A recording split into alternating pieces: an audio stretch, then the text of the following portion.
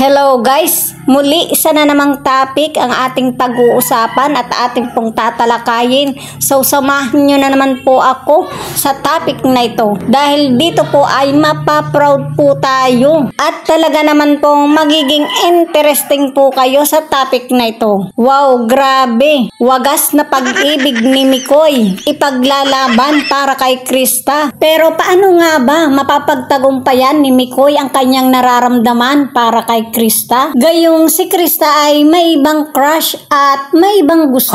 So yan po ang ating tatalakayin at pag-uusapan sa oras na ito. Pero bago po yan, isa muna pong mapagpalang araw sa inyong lahat. Mega love shoutout po sa lahat po ng mga viewers and supporters ng My Chris. At sa buong Kalingap, kay Kuya Bal Santos Matubang at syempre po kay Kalingap Rob. Patuloy po nating suportahan sila at ganun din po sa lahat po ng mga OFW, sa mga silent viewers po natin at syempre po sa aking mga subscribers. Kamusta po kayo? Mega love shoutout po sa inyong lahat. At ako naman po ang inyong lingkod. Huwag niyo pong kalimutang i-subscribe ang aking munting YouTube channel, like, share my videos, and click the notification bell. Thank you so much. So yan po mga kalingap, talaga naman pong nakaka-proud ang nararamdaman ni Mikoy para kay Krista dahil sa bukod sa kanyang pagtatapat na hindi nagkaroon ng kasagutan ay talaga naman pong ipaglalaban niya. Hindi siya papayag hanggat hindi niya naipaparamdam kay Krista ang kanyang tunay at wagas na pag-ibig para dito. Yes po,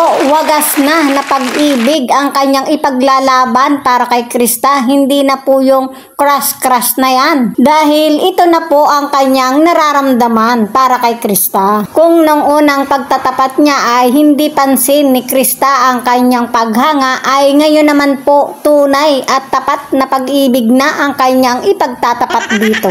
Kahit sabihin pa na mayroong ibang crush or gusto si Krista, ang mahalaga ay naipagtapat niya, naipamalas niya at naiparamdam niya ang kanyang tunay na nararamdaman para dito. Kumbaga po ay hindi naman siya nagmamadali at ang kailangan niya sa ngayon ay ipakita, ipamalas, iparamdam kay Krista ang kanyang saloobin, ang kanyang tunay nararamdaman para dito. Wow, grabe mga kalingap, tinamaan ng magaling si Mikoy. Tinamaan talaga ang puso ni Mikoy. So, ganyan naman po talaga ang pag-ibig. Kailangan talagang hindi ito susukuan.